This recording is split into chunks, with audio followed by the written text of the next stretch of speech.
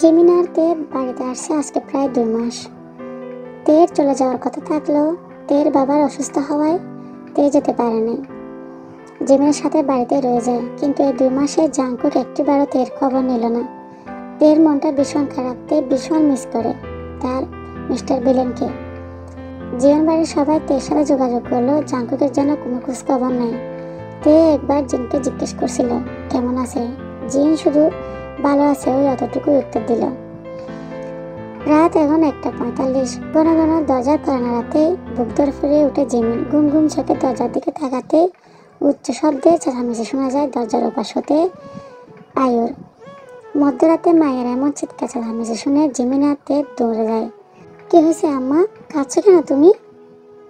তোদের বাবা heart attack করছে জিমিন, এরা গাড়িতে উঠাচ্ছে, তাড়াতাড়ি চল তোরা দুজন। তোদের বাবা জ্ঞান ফিরে তোদের দুজনকে পাশে দেখতে চাইবে, চল তাড়াতাড়ি তোরা সহ। জিমিন আর তে তাড়াতাড়ি করে সবাই হাসপাতালে চলে আসে ঢাকায়। হাসপাতালে এসে সুগার সাথে দেখা হয় তের। ভাইয়া আব্বুকে বাঁচান প্লিজ, আব্বুকে বাঁচান, আব্বু হার্ট অ্যাটাক করছে, আপনি আব্বুকে বাঁচিয়ে তুলুন প্লিজ, ভাইয়া আমার আব্বুকে সুস্থ করে দিন। অশান্ত মনে শান্ত চোখে সুগা তেকে এক পলক দেখে নিল। আজ প্রায় 2 মাস পর তের সঙ্গে দেখা। জিয়ন বাড়িতে যাওয়া হয় না সুগার, কারোর সাথে যোগাযোগ করা হয় না, তবে হঠাৎ করে যে এভাবে তের সাথে আবারও দেখা হবে কখনো ভাবেনি। গত 2 মাস নিজেকে অনেকটাই গুছিয়ে নিয়েছে। ভালোবাসার অনুভূতি থেকে সুগা নিজেকে ব্যস্ত রেখেছে কাজের চাপে, শক্ত রাখতে চেয়েছে ভিতর থেকে, কিন্তু আজ হঠাৎ করে তেকে চোখের সামনে দেখে আবারও বেহায়া বুকটা জ্বালাতন করছে প্রচন্ডভাবে। দেখছি আমি, সবাইকে নিয়ে তুমি বাইরে যাও, টেনশন করো না, সব ঠিক হয়ে যাবে। খবর পেয়ে জিনও দৌড়ে আসে ইনুকে নিয়ে দেখতে জেহুবকে। এসে সুগার সাথে দেখাটা হয়ে যায় হাসপাতালে। সুগার সাথে কথা বলতে নিলে সুগা বলে ওঠে, আমার কেবিনে অপেক্ষা করে নানুমা, আমি আসছি কিছুক্ষণের মধ্যে। জিন গিয়ে সুগার কেবিনে বসে। জিন নিজের মধ্যে অপরাধ বোধে ভুগছে অনেকদিন ধরে। কিসের থেকে কি হয়ে গেল। কিছুক্ষণ পরে সুগা আসে। তুই কি আমাদের উপর এখনো রেগে আছিস সুগা? না। তাহলে যোগাযোগ কেন করছিস না আমাদের সাথে? তোর মাও আমাদের সকলের সাথে যোগাযোগ করছে না, তোদের পরিবার কি হয়েছে? নেন্সিকে পর্যন্ত আসতে দিচ্ছিস না আমার কাছে। তোরা সবাইকে আমাদেরকে মনে করছিস? যা হয়েছে সবটার পিছনে কি সত্যি আমরা দোষী ছিলাম? বাদ দাও না নানুমা সবকিছু, অনেক আগে আমি সবটা ভুলে গেছি। আমার মানসিক স্পেস দরকার ছিল, সেটা আমি নিয়েছি। অন্তত আমি কাউকে দোষ দিচ্ছি না, দোষারোপ করছি না, বাস্তবতাকে মেনে নিচ্ছি। সুগার কথা শুনে জিন একটু খুশি হয়। দীর্ঘ 2 মাস ধরে ওনার মনে অপরাধবোধ কাজ করছিল, সুগার জন্য কষ্ট পাচ্ছিল। আজকে একটু মনটা হালকা হয়। আমি কিছু বললে তুই শুনবি? বলো না। মানে তোর জিমিনকে কেমন লাগে? মানে মেয়েটা বেশ মিষ্টি, অনেকটা তের মতোই দেখতে, তবে তের মতো অতটা অবুঝ নয়, বেশ বুঝদার। আমি লক্ষ্য করছি ছোট হলেও পরিস্থিতি বেশ মানিয়ে চলতে পারে। তোদের বিয়ের বিষয়টি এখনো নিজের পরিবারকে জানায়নি, বাবার অসুস্থতার কথা চিন্তা করে। তে আমাকে আজ বলেছে এই বিষয়টি। তাছাড়া জিমিন আমাদের আরো আগেও থেকে পছন্দ। ভেবেছিলাম তোর সাথে তের বিয়েটা দিলে জাংকুকের জন্য জিমিকে গড়ে তুলব, কিন্তু পরিস্থিতি উল্টা হলো। তুই কি কিছু ভেবেছিস জিমিনকে নিয়ে? না মানে সম্পর্কটা কি আগাবে নাকি? আমি সম্পর্কটা নিয়ে আপাতত কিছু চিন্তা করিনি নানুমা, যদি কিছু চিন্তা করিও তো সেটা না আসবে আমার মন থেকে। আমি জিমিনের সাথে কোনো রকম সম্পর্কে জড়াতে ইচ্ছুক নই। আমি প্রফেশনাল ডিভোর্স পাঠাবো। ইতিমধ্যে আমার উকিলের সঙ্গে কথা হয়েছে, আশা করি তুমি তোমার সকল প্রশ্নের উত্তর পেয়ে গেছো। আমি এই অনাকাঙ্ক্ষিত বিয়েটা মানি না, আর না মানতে পারবো। আমাকে আপাতত আমার মতো থাকতে দাও প্লিজ নানুমা, আর কিছু জোর করো না। রাত 11টা। নামজনও চলে এসেছে জেহুবকে দেখতে। সবাই কিছুক্ষণ থেকে চলে যেতে নিলে জিন জোর করে আয়ু, জিমিন আর তেকে নিয়ে যায় ফ্রেশ হওয়ার জন্য। সেখানে তের বাইকে আর ইনুকে রেখে যায়। গাড়ি থেকে নেমে সবাই জিয়ান বাড়ির ভিতরে চলে যেতে নিলে চোখ পড়ে জিয়ান বাড়ির বাগানের ঘরটিতে। সেখানে দাঁড়িয়ে আছে জাংকুক। তাড়াতাড়ি করে তে দৌড় মারে জাংকুককে দেখে। অনেকদিন পর সে তার স্বামীকে দেখবে। গিয়ে বলে, আসসালামু আলাইকুম, আমি এসেছি তো। জাংকুক জানি শুনতেই পায়নি, অন্যদিকে চেয়ে আছে চুপচাপ। দেখুন না, আমি এসেছি তো। জাংকুক কিছুই বলে না, নিঃশব্দে কফির মগটা সোফায় রেখে উঠে দাঁড়িয়ে বাড়ির ভিতর চলে যায়। সুজা রুমের বাইরে গিয়ে পাসওয়ার্ড দিয়ে দরজার লক খুলে রুমের ভিতর ঢুকে যায়। তে পাসওয়ার্ডটা মনে মনে মুখস্থ করে নিল। জাংকুক তের মুখের উপর দরজাটা বন্ধ করে দেয়। তে অনেক কষ্ট পায়। কেন জাংকুক তার সাথে কথা বলছে না এতদিন পরে দেখেও? তের অবুঝ মন তো আর জানে না জাংকুক রাগ করছে তের উপর। তে রুমে গিয়ে ফ্রেশ হয়ে নিল। ফ্রেশ হয়ে খাওয়া দাওয়া করে ঘুমাতে যায়। পাশে আয়ু আছে। কিছুক্ষণ পর আয়ু গভীর ঘুমে তলিয়ে যায়, কিন্তু তের ঘুম আসতেছে না চোখে। জাংকুককে ভীষণ মিস করতেছে। তে আর কিছু না ভেবে রুম থেকে বের হয়ে যায়। গিয়ে জাংকুকের দরজার সামনে পাসওয়ার্ডটা ঠিক মনে করে দেয়। দেখে দরজা অটোমেটিকলি খুলে গেছে। তে দ্বিধায় আছে, ভিতরে ঢুকবে কি ঢুকবে না। জাংকুককে আবার তাকে ধমক দিবে। তে মনে মনে বলে, না, এতক্ষণে ঘুমিয়ে গেছে মনে হয়, একটু দেখে দেখে চলে আসবো। পাকা পায়ে তে রুমের ভিতর ঢুকে। রুমটা ভীষণ বড়। ওই দিন একটু করে এসেছিল, কিন্তু সম্পূর্ণটা দেখা হয় না। চারিদিকে চোখ বোলালো। আচ্ছা আলোয় দেখতে পায় জাংকুককে বেডের এক পাশে শুয়ে আছে। তে চোখ ঘুরিয়ে ঘুরিয়ে সারা রুমটা দেখলো। বিশাল বড় রুম। রুমের কর্নারে ফ্রিজটা দেখে তের পেটের জানি ক্ষুধা বেড়ে গেছে। দ্রুত ফ্রিজের কাছে গিয়ে খুলে দেখে নামি দামি ব্র্যান্ডের হুইস্কি, বিয়ার, ফ্রেশ পানির বোতল, আইস ড্রপ ছাড়া আর কিছুই নাই। তে এসব কিছু দেখে মনে করছে এগুলা নানা ধরনের কোল্ড ড্রিঙ্কস। তাই তো তে শুকনো ডুব গেলে তার এখন পানি খাওয়া খুবই প্রয়োজন। সেটা মনে করে একটা বিয়ারের বোতল নিয়ে বসে বসে বিয়ার খাচ্ছে। ডক করে বিয়ার খাওয়ার পর দাঁড়াতে গেলে মাথা ঘুরে পড়ে যাওয়ার অবস্থা হয়। তে বোঝে না তের সাথে কি হচ্ছে, মাথা কেন ঘুরাচ্ছে। রুমটা জানি উল্টাপাল্টা লাগছে। তাই একটু সামনে এগুতে দপাস করে পড়ে জাংকুকের বেডে। পিঠের নিচে নরম বিছানা দেখে তার উঠতে ইচ্ছে হয় না। ওখানে শুয়ে যায় ভালো করে। জাংকুকের রুমের এসির টেম্পারেচার হাই চলতেছে, যার কারণে তের খুব শীত লাগতেছে। তে এবার একটু উষ্ণতা পাওয়ার জন্য আশেপাশে তাকায়। দেখতে পায় জাংকুক ব্ল্যাঙ্কেট গায়ে দিয়ে শুয়ে আছে। টুপ করে গিয়ে জাংকুকের ব্ল্যাঙ্কেটের ভিতর ঢুকে পড়ে। জাংকুকের বুকে মুখ লুকায় উষ্ণতা পাওয়ার জন্য। এবার তের গরম গরম নিঃশ্বাসে জাংকুকের বুকটা ভারী হয়ে ওঠে। এতক্ষণ জাংকুক চুপচাপ আর চোখে তের সবকিছু দেখছিল। তে যেন এত ঠান্ডা কমছে না। এবার তার ছোট ছোট হাতগুলা দিয়ে জাংকুককে জড়িয়ে ধরে বিড়বিড় করে বলে, আপনাকে মিস করছি তো মিস্টার ভিলেন। আপনি কেন এতদিন আমার সাথে দেখা করেননি, কথা বলেননি? আপনি আমাকে একটুও ভালোবাসেন না। ভালোবাসলে কি হয়? আপনি খুব নিষ্ঠুর, পাষাণ। আমি তো আপনাকে ভালোবাসি। এমন করেন কেন আমার সাথে? একটু আপন করে নিন না আমাকে। তের সম্পূর্ণ কথাই শুনল জাংকুক। বুঝতে পারল তে হুঁশে নেই। তের এ সমস্ত কথায় জাংকুকের নিঃশ্বাসের ঘনত্ব বেড়ে চলছে। চোখের কার্নিশ লাল হয়ে উঠছে। হার্ট বিট ফাস্ট হচ্ছে। আর কতক্ষণ কন্ট্রোল করবে নিজেকে জাংকুক? তার বউ কি তাকে শান্ত থাকতে দিচ্ছে? কি সব কথা বলে জাংকুকের উত্তেজনা বাড়াচ্ছে। নিজে তো জাংকুকের বুকে আরাম করে ঘুমাচ্ছে, বাট জাংকুকের ঘুম আসবে আজ? করে জাংকুক তেকে নিচে ফেলে তার উপরে উঠে গেল। তে ঠোঁট নিজের ঠোঁট দিয়ে দখল করে নিল।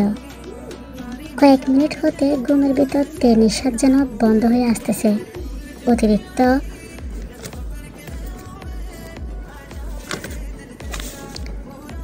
তে অতিরিক্ত নড়ে চড়ে উঠতে জাঙ্কুক তে একটু ছেড়ে দেয়। সারা মুখে জোরে জোরে কিস করতে লাগলো। তার অশান্ত মনটা শান্ত করতে লাগে। এবার তের গলায় জোরে একটা বাইট করে। এতে তে ঘুমের ভিতর চিৎকার করে ওঠে। তে চিৎকার শুনে জাঙ্কুকের হুঁশ ফিরে। জাঙ্কুক চোখ বন্ধ করে নিজেকে কন্ট্রোল করার চেষ্টা করে এবং তেকে গভীরভাবে জড়িয়ে ধরে ঘুমিয়ে পড়ে। সকালে তের ঘুম ভাঙে অনেক দেরিতে। নিজেকে অচেনা রুমে দেখে চমকে ওঠে। মনে করার চেষ্টা করে কিছুই মনে পড়ল না, শুধু অতটুকু যে সে তো জাঙ্কুককে দেখতে এসেছিল, দেখে চলে যাওয়ার কথা। কিন্তু জাঙ্কুকের বেডে ঘুমালো কিভাবে? জাঙ্কুক কিভাবে তাকে তার পাশে ঘুমাতে দিল? তে কিছুতে ভাবতে পারল না। আর কিছু না ভেবে নিচে দৌড়ে যায়। জিন আয়ুব বসে নাস্তা করছে ডাইনিং টেবিলে। ততক্ষণে জাঙ্কুক অফিসে চলে গেছে। তেকে দেখে জিন বলে, কিরে সোনামা, তোর গলায় কি হয়েছে? আয়ু মেয়ের দিকে তাকায়। গলায় কি হবে দাদুমণি? আয়নায় দেখে আয়। তে গিয়ে দেখে গলায় কালচে লাল হয়ে গেছে। ফর্সা গলায় তা স্পষ্ট দেখা যাচ্ছে। ও দাদুমণি, মনে হয় অ্যালার্জি হয়েছে। হঠাৎ অ্যালার্জি হলো কি করে? কাল রাতেও তো ভালো ছিলি, কি খেয়েছিস যে অ্যালার্জি বেড়ে গেল? কই কিছুই তো খাই নাই, ফ্রিজ থেকে কোল্ড ড্রিঙ্কস খেলাম একটা রাতে। ফ্রিজে আবার এমন ভেজাল জিনিস কোথা থেকে আসলো? আচ্ছা তুই নাস্তা কর, আমি একটু চেক করে আসি। তে নাস্তা করে উপরে চলে যায় কলেজ যাওয়ার জন্য রেডি হতে। উপর থেকে রেডি হয়ে নিচে নামতে জিন আবার তেকে দেখে অবাক হয়ে যায়। জিমিন আর আয়ু তের দিকে তাকায়। পিঙ্ক কালারের জর্জেট বোরখা জড়ানো, মাথা ঘুরিয়ে হিজাব করা।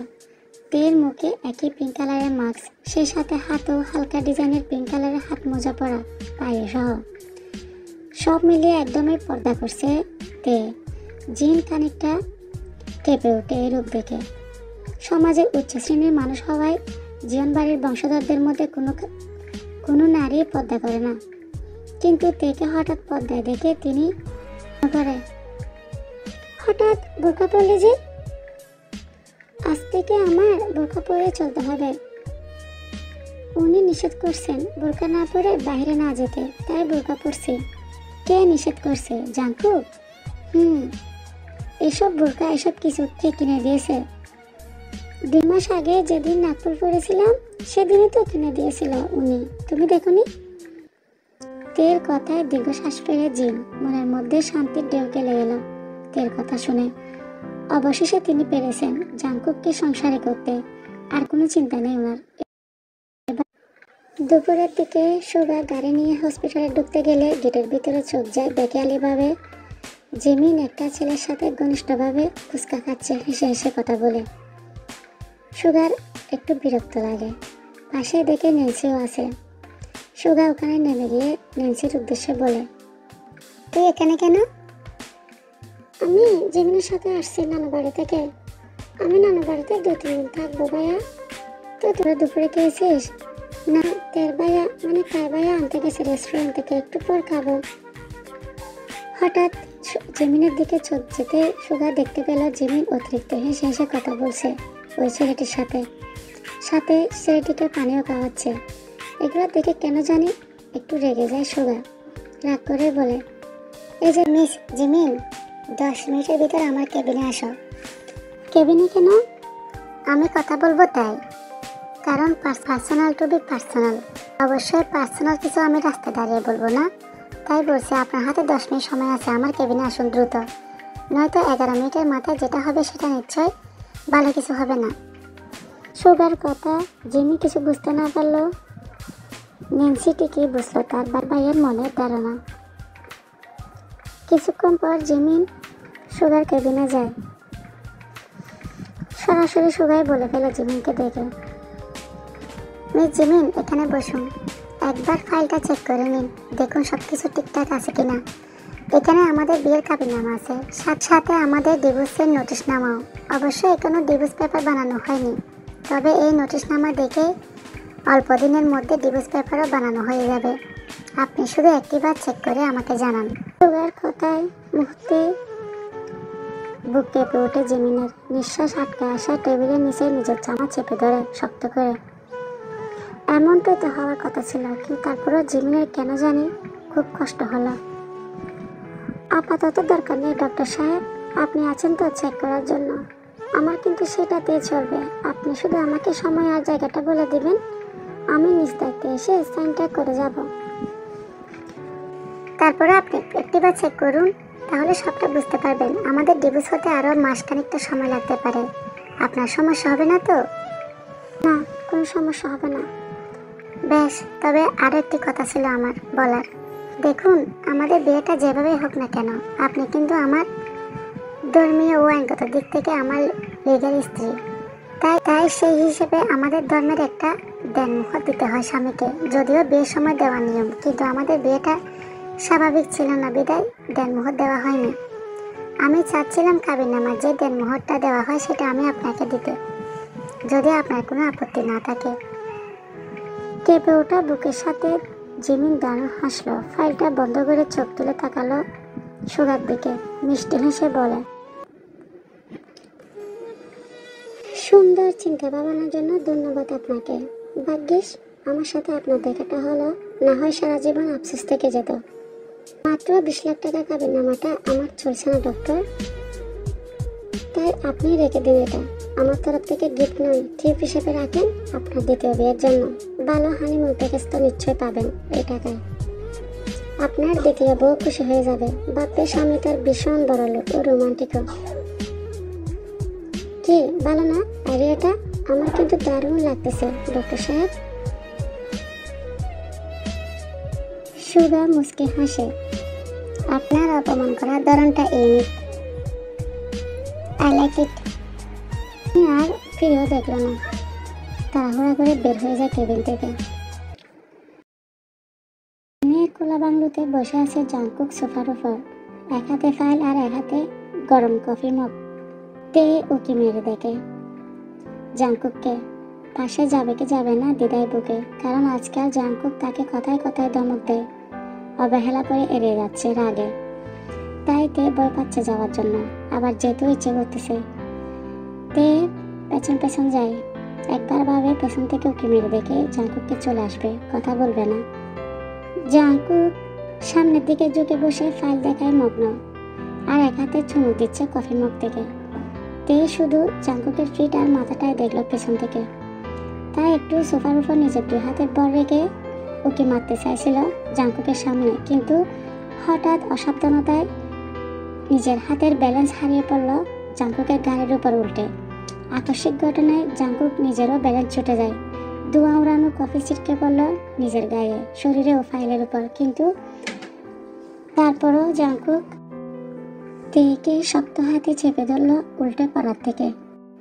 জাংকুক তেকে টেনে দাঁড় করিয়ে দেয়। ভয়ের তো চোখ দিয়ে তে জাংকুকের দিকে তাকায়, দেখে ধোঁয়া উড়ানো কফি সম্পূর্ণটা জাংকুকের বুকে ও শরীরের উপর পড়েছে। জাংকুকের বুক পড়ে যাচ্ছে ভেবে তে তাড়াতাড়ি করে উত্তেজিত হয়ে ওঠে। ফটফট করে টেনে জাংকুকের শার্টের বোতাম সবগুলো ছিঁড়ে ফেলে প্রাণপণে ফু দিতে থাকে। ফু দিতে দিতে তের উত্তেজনা আরও দ্বিগুণ হয়ে যায়। দেখলো ধোঁয়া উড়ানো কফি জাংকুকের গুপ্তধনের ভিতরে পড়ছে। অস্থিরতায় তে এবার হামলে পড়ল জাংকুকের প্যান্টের বেল্টের উপর। ঝুঁকে পড়ে 2 হাতে জাংকুকের গুপ্তধনের উপর ঝাঁপতে ঝাঁপতে হঠাৎ টেনে ধরল জাংকুকের প্যান্টের বেল্ট। জাংকুক হা হয়ে দাঁড়িয়ে আছে, এই বোকা মেয়েটা করছে কি? অস্থির ভঙ্গিতে জাংকুকের প্যান্টের বেল্ট 2 পাশে ছড়িয়ে দেয় তে। জাংকুকের গুপ্তধনের উপর জোরে জোরে ফুটে লাগে। দ্রুততার সঙ্গে নিজের 2 হাতে জাংকুকের প্যান্টের ফুক খুলতে যাবে, তখনই ধৈর্যের বাদ ভাঙে জাংকুক। করে হাত দিয়ে শক্ত হাতে চেপে ধরে জাংকুক প্যান্ট। আরে হাত সরান না, হাত সরান, পড়ে যাচ্ছে তো ভিতরে, আমি একটু দেখি, হাত সরান। জাংকুক তেরে কথা কি করবে বুঝতে না পেরে ধমক দিয়ে বলে ওঠে, স্টপ। শুনে না, বরং তাড়াতাড়ি করে বলে, আরে পড়ে যাচ্ছে তো ভিতরে, হাত সরান না আপনি, আমি দেখি ভিতরে। উত্তেজিত তে এতটাই বেকেয়ালি হলো যে বুঝলই না সে কি বলছে আর কি করছে। জাংকুক তেরে বোকামো আর নিতে পারে না, জোরপূর্বকদের কাছ থেকে ফ্যানটা ছাড়িয়ে নিয়ে চলে যায় দ্রুত সেখান থেকে। যেতে যেতে নিজের শার্ট ও বেল্ট দুটোই ঠিক করছে।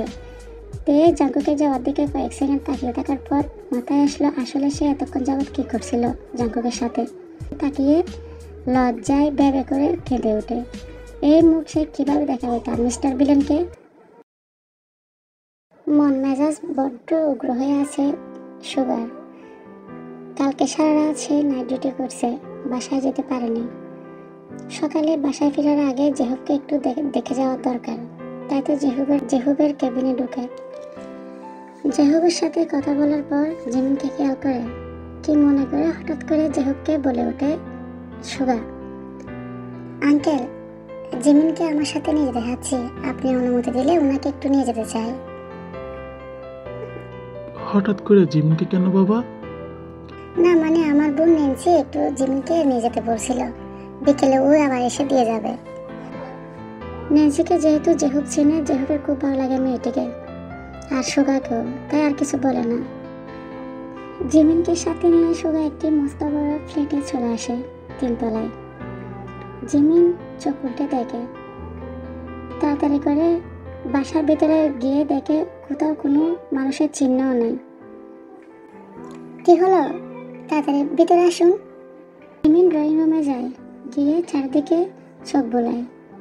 সুগা কিচেন রুমে গিয়ে জিমিনকে ডাক দেয়, জিমিন এদিকে আসেন। অয়েলি খাবার আমি পছন্দ করি না, তাই আমার জন্য ঝটপট শুকনো রুটি বানিয়ে নিন, আর সাথে কম তেল দিয়ে আলু ভাজি করবেন, কেমন? এখানে সবকিছু রাখা আছে। জিমিন তো অবাক, এই ছেলে বলে কি? আপনি আমাকে মিথ্যা বলে এখানে আনলেন কেন? নেন্সি আপু তো আমাকে ডাকেনি, তা আমি জানি। মিথ্যা বলছেন তাই না? মিথ্যা বলে আপনাকে আনলাম আর কি, আমাকে রান্না করে খাওয়ানোর জন্য। ফাজলাম করছেন আপনি আমার সাথে? আপনার রান্নার প্রয়োজন হলে বুয়া কোথায়? আমাকে এভাবে মিথ্যা বলে নিয়ে আসার মানে কি? আমাকে বাবার কাছে দিয়ে আসুন প্লিজ। আপাতত আপনার সাথে ফাজলামো করছি না আমি, বুয়ার হাতে রান্না খাবো না বলে তো আপনাকে নিয়ে আসলাম। তাছাড়া বিকেলের আগে বাবার কাছে যাওয়ার আশা ছেড়ে দিন এবং গিয়ে আমার জন্য দুপুরে রান্নাটাও করুন। ততক্ষণে আমি কয়েক ঘন্টা ঘুমিয়ে নেব, আমার খুবই ঘুম দরকার। আপনার রান্না শেষ হলে 3 নাম্বার রুমটায় গিয়ে রেস্ট করে নেবেন, আর নয়তো টিভি দেখবেন ভালো না লাগলে। আপনি চাইলে তো রেস্টুরেন্ট থেকে খাবার অর্ডার করতে পারতেন, তাই না? এসবে আবার আমাকে জড়ালেন কেন? কারণ আপনি আমার বউ হন, তাই। গতকাল রাতে আমি স্বপ্নে দেখেছি আমি বউয়ের হাতে রান্না খাচ্ছি। সকালে ঘুম থেকে উঠে মনে হলো আমার তো একটা বউ আছে, আপাতত ওকে দিয়ে কাজ চালাই। রাগে দুঃখে কি করবে আর জিমিন কিচেন রুমের দিকে যায়। জিমিন মনে মনে বলে, লোকটা কি তাদের সম্পর্কটা মেনে নিচ্ছে? তার সাথে এসব করার মানে কি? সুগার ঘুম ভাঙতে ভাঙতে দুপুর হয়ে গেল। জিমিন বসে বসে টিভি দেখেছিল এতক্ষণ, খুবই বোরিং ফিল হচ্ছে একা একা। সুগার জিমিনকে সহ জোর করে সাথে নিয়ে লাঞ্চ করতে বসে। জিমিন খুবই লজ্জা পাচ্ছে। সুগার জিমিনের দিকে এক মনে তাকিয়ে থাকে। মেয়েটাকে তার কাছে খুবই স্বচ্ছ মনে হচ্ছে এখন। কেমন জানি ফিল হচ্ছে সুগার মনে জিমিনকে নিয়ে। প্লিজ আমাকে হসপিটাল নিয়ে যান, বাবা চিন্তা করবে তো। চিন্তা কেন করবে? বলে তো আসলাম আমার সাথে সন্ধ্যায় নিয়ে যাব। ও মাই গড, এতক্ষণ আমি এখানে কি করব? কি করবেন মানে? আমার সাথে সময় কাটাবেন? কি সব বলেন? কেন, প্রবলেম কি?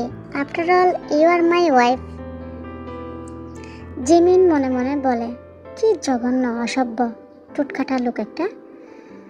আপনি না ডিভোর্স রেডি করছেন আমার জন্য, আর এখন আমাকে ওয়াইফ বলছেন না? যতক্ষণ ডিভোর্স হচ্ছে না তার আগ পর্যন্ত তো লিগালি তুমি আমার বউ, তাই না? সুগার মুখে বউ কথাটা শুনে জিমিন লজ্জা পায়। সুগা অনেক ভেবেছে জিমিনকে নিয়ে। বিয়ে যেহেতু কাউকে না কাউকে করতে হবে, তাই জিমিনকে মানার চেষ্টা করলে কেমন হবে। মনকে অনেক বুঝিয়েছে, তাই তো জিমিনের সাথে সহজ হওয়ার জন্য, কাছাকাছি আসার জন্য জিমিনকে তার ফ্ল্যাটে নিয়ে আসা। এই দাঁড়াও দুষ্ট মিষ্টি আপুরা, কোথায় যাচ্ছ ভিডিও দেখে? অনেক অনেক তো রোমান্টিক সিন দিলাম, এবার একটু লাইকটা বেশি বেশি করো সবাই মিলে।